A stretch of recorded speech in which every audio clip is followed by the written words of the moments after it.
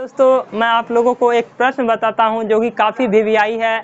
देखिए सबसे पहले क्या दिया हुआ है भुजाएं 5 सेंटीमीटर, 12 सेंटीमीटर, 13 सेंटीमीटर वाले समकोण त्रिभुज। अब देखिए ये एक्सप्लेन पहले ही आपको कर दिया कि समकोण त्रिभुज है, यानी कहने का मतलब ये हुआ कि उसमें 1 डिग्री जो है, एक वो कोण जो होगा, त्रिभुज में 3 कोण होता है ना जी, तो बोलिए हाँ, तो उसमें एक जो कोण होगा वो 90 डिग्री का होगा। ठीक है, ये बात आपको पहले ही बता दिया। समकोण त्रिभुज है और त्रिभुज भी क्या है, एबीसी है। और देखिए बोलता है 5 सेंटीमीटर भुजा के परितः घुमाया जाता है। अब देखिए आप अब पढ़िए मत, अब जो है पहले लिखिए और कीजिए। देखिए अब सब समझ में आएगा। सबसे पहले समकोण त्रिभुज बनाइए। क्या बनाइए? समकोण त्रिभुज। समकोण त्रिभुज यदि आप बना लिए, देखिए इस समकोण त्रिभुज आपको दिखता है, बोलिए ना दिखता है। अभी एबीसी नहीं देना है, सबसे पहले समकोण त्रिभुज बना कि नहीं बना, बोलिए हाँ। अरे बोलो ना यार हाँ। तो देखो एकरा समकोण यानी 90 डिग्री दिखा दीजिए। अब देखिए क्या होगा, इतना आप जानते हैं कि इसमें सबसे बड़ी भुजा जो होगी वो क्या होता है, कर्ण होता है, हाइपोटेन्यूस। यानी ये 13 क्या हो जाएगा जी, कर्ण। ये 13 कर्ण हो जाएगा। और इसे हम किससे सूचित करते हैं, बोलिए तो आज से सूचित करते हैं। ठीक है, अब देखिए छोड़िए आज, छोड़िए आज उसको छोड़िए, अब इसीलिए आप गलत कर दिए। कर्ण मतलब 13 सेंटीमीटर हो गया। अब जो है और फिर यहीं पे होता है, बच्चा समझ ही नहीं पाता है कि हम इधर करें कि उधर। अब देखिए क्या होगा, सेकेंड भाषा है भुजा 5 सेंटीमीटर के परितः घुमाया जाता है। भुजा 5 सेंटीमीटर जो होगा, या तो ये होगा या तो ये होगा कि नहीं होगा, तब बोलिएगा हाँ सर सही हो सकता है, इधर या तो इधर। अब बोलता 5 सेंटीमीटर के परितः घुमाया जाता है, मतलब 5 सेंटीमीटर को सीधा खंबा, बोलिए क्या, खंबा।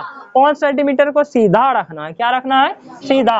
और 5 सेंटीमीटर को सीधा रख के इसके परितः यानी चारों तरफ, परितः यानी चारों तरफ, संस्कृत वर्ड है ये परितः यानी चारों तरफ। अब क्या हो जाएगा दोस्तों, तो है देखिए इसको हम चारों तरफ यदि घुमाएंगे तो ये तंबू बन जाएगा। क्या बन जाएगा, तंबू। जैसे पंची लंबू बन जाएगा, नहीं क्या बन जाएगा, तंबू यानी वही शंकुए ना होता है, बोलिए क्या होता है यार, बोलो तो सही, बोलो सबको शंकु, राइट। ये देखिए अब क्या कहता है, तो घुमा के आप शंकु बना लीजिए और बन भी जाएगा आपका। तो कहता इस प्रकार बने प्राप्त ठोस का आयतन ज्ञात करें। वो ठोस क्या बनेगा, शंकुए न बनेगा। तो आपको हम पूछ देते हैं, जरा बताइएगा तो शंकु का आयतन क्या होता है, जोर से। अरे वाह, थैंक यू आप लोगों को, आप लोग जानते हो, धन्यवाद। ठीक है, अब देखिए क्या होता है दोस्तों, मैं आपको दिखाता हूँ और इसको आप कैसे एग्जाम में लिखोगे। क्या सोनाली, सही बात है कि नहीं। देखिए सॉल्यूशन, इसको कीजिए सॉल्यूशन। आप देखिए सॉल्यूशन किसमें है, देखिए शंकुए बना है ना, तो लिखिएगा शंकु में। कहाँ, शंकु में क्या है, तो शंकु में देखिए ये आपको दिया है h बराबर कितना है, तो बोलिए h बराबर 13 सेंटीमीटर। और ये आपका ना सीधा ये जो है ये h न लिखिए, यहाँ आप इसको कर्ण ही लिखिए। कर्ण बराबर कितना है, 13 सेंटीमीटर।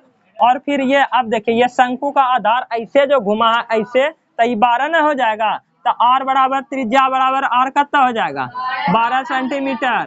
और उसके बाद तब फिर h ये परपेंडिकुलर ये वाला ये कितना हो जाएगा, जरा बोलिए तो। ये h हो जाएगा 5 सेंटीमीटर। अब समझ में आया कर्ण के जगह पर हम h क्यों नहीं लिख रहे थे, आइए गया होगा। अब देखिए अब इसका लिख दीजिए, चूंकि किसका करना गया हो, इधर आया। देखिए शंकु ठोस का आयतन, यानी आपको शंकु का आयतन नहीं लिखना है, आपको ठोस का आयतन लिखना है। आप समझ गए कि वो शंकु के आकार के जैसा होगा, तो लिखेंगे ठोस का आयतन। ठोस का आयतन बोलिए सोनाली क्या होगा, 1/3 देखो यहाँ सिर्फ सोनाली ही बैठी है, क्या सही बात बोले कि नहीं, बोलो इधर ध्यान दो। 1/3 स्क्वायर h न कि r स्क्वायर h।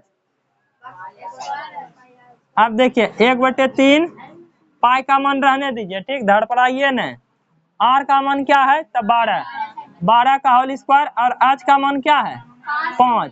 अब जरा देखिए 1/3 पाई 12 का होल स्क्वायर कितना हो जाएगा, गुनी 5, 3 का 3, 3 चौके 12, 2 बचा कि नहीं बचा, 3 8 24। अब देखिए 48 गुना कितना हो जाएगा 5 और गुना पाई।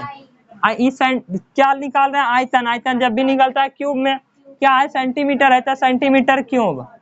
तो ये निकल गया आपका दोस्तों 8 पंचे 40 करी 0 बचा कितना 4 और 5 चौके 20 4 24, 24 यानी 0 सेंटीमीटर क्यूब। बोलिए ये प्रश्न आपको समझ में आया कि नहीं आया, तो आया ही होगा।